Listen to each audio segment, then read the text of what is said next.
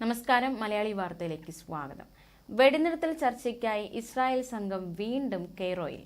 Israel സംഘം ചർച്ചയ്ക്കായിട്ടാണ് ഇവിടെ എത്തിയിരിക്കുന്നത്. കെയ്റോയിലേക്ക് US പശ്ചിമേഷ്യൻ പ്രതിനിധി ബ്രെഡ് മക്ഗുർഗും എത്തും എന്ന വിവരവും പുറത്തുവരുന്നുണ്ട്.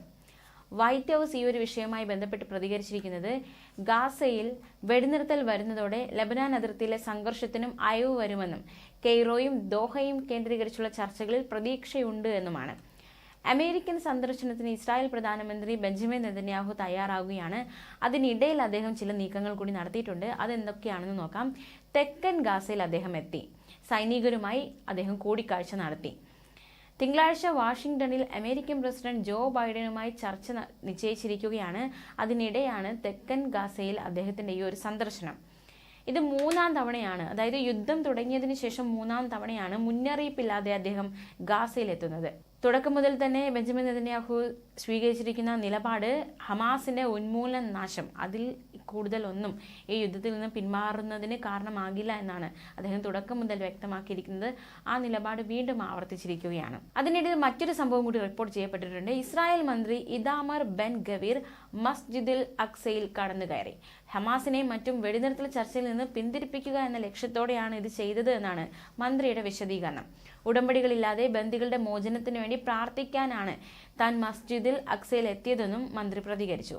ബെൻ ഗവീറിന്റെ നടപടിക്കെതിരെ പാലസ്തീൻ സമൂഹം വലിയ രീതിയിൽ പ്രതിഷേധവും എതിർപ്പുമൊക്കെ പ്രകടിപ്പിച്ചിട്ടുണ്ട്. അതേസമയം സ്വതന്ത്ര ഫലസ്തീൻ രാഷ്ട്രം എന്ന ആശയം ഇസ്രായേൽ പാർലമെന്റ് തള്ളി.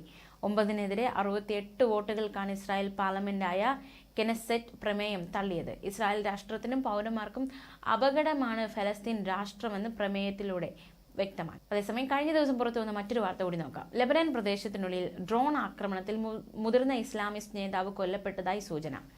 നാവികസേനയുടെ തലവൻ അനസ് മുറാദിനെ IDF-ഉം ഷിൻ ബെറ്റും കൊലപ്പെടുത്തിയെന്നാണ് റിപ്പോർട്ട്. മറ്റൊരു തീവ്രവാദിയെ വധിച്ചതായി IDF അവകാശപ്പെട്ടിട്ടുണ്ട്. അതിനിടെ ഈജിപ്ത്, ഖത്തർ, യുണൈറ്റഡ് സ്റ്റേറ്റ്സ് എന്നിവയുടെ അശ്രാന്ത പരിശ്രമത്തിലൂടെ ബന്ദികളെ മോചിപ്പിക്കുന്നതിനുള്ള ഒരു കരാർ രൂപപ്പെടുത്തുന്നതിനുള്ള ചർച്ചകളും അതിനിടെ ചില ഉടമ്പടി വ്യവസ്ഥകൾ മുന്നോട്ട് വെച്ച് മൊസാദ് മേധാവി രംഗത്ത് വന്നിട്ടുണ്ട്. ആയുധധാരികളായ ആരെയും വടക്കൻ ഗാസയിലേക്ക് മടങ്ങാൻ അനുവദിക്കരുതെന്ന പ്രധാനമന്ത്രി ബെഞ്ചമിൻ നെതന്യാഹുവിന്റെ ആവശ്യത്തിൽ ധാരണയിലെത്താൻ ഏറെ സമയമെടുക്കുമെന്ന് മൊസാദ് മേധാവി ഡേവിഡ് ബാർണിയ ക്യാബിനറ്റ് മന്ത്രിമാരോട് പറഞ്ഞു. ഈജിപ്തിനും ഗാസയ്ക്കുമിടയിൽ ഫിലാദൽഫി ഇടനാഴി എന്നറിയപ്പെടുന്ന നിർണായക ബഫർ സോണിന്റെ നിയന്ത്രണം IDF നിലനിർത്തണമെന്ന് നെതന്യാഹു നിർബന്ധിക്കുന്നുണ്ട്. ആ നിർദ്ദേശം അംഗീകരിക്കുന്നതിൽ ഹമാസ് ആദ്യം വിസമ്മതിച്ചിരുന്നു. ഏതെങ്കിലും ചർച്ചകൾ നടക്കുന്നതിന് മുമ്പ് ഇസ്രായേൽ സ്ഥിരമായ വെടിനിർത്തലിന് സമ്മതിക്കണമെന്നും ഫിലാഡൽഫി ഇടനാഴി ഉൾപ്പെടെ ഗാസ മുനമ്പിൽ നിന്ന് പൂർണ്ണമായി പിന്മാറണമെന്നും വാശി പിടിച്ചിട്ടുണ്ട്. പിന്നീട് ആവശ്യം ഉപേക്ഷിക്കുകയും കരാറിൽ പറഞ്ഞിരിക്കുന്ന പ്രക്രിയ അംഗീകരിക്കുകയും ചെയ്തു. അതിലൂടെ ഏകദേശം 33 മുതൽ 18 വരെ ബന്ദികളെ ഒന്നാം ഘട്ടത്തിൽ മോചിപ്പിക്കുകയും യുദ്ധത്തിന് വിരാമം വിട്ട് ഇസ്രായേൽ ജയിലുകളിൽ കഴിയുന്ന തീവ്രവാദികളെ മോചിപ്പിക്കുകയും ചെയ്യും.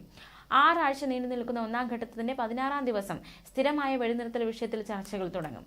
ന്യൂസ് ഡെസ്ക്, മലയാളി വാർത്ത.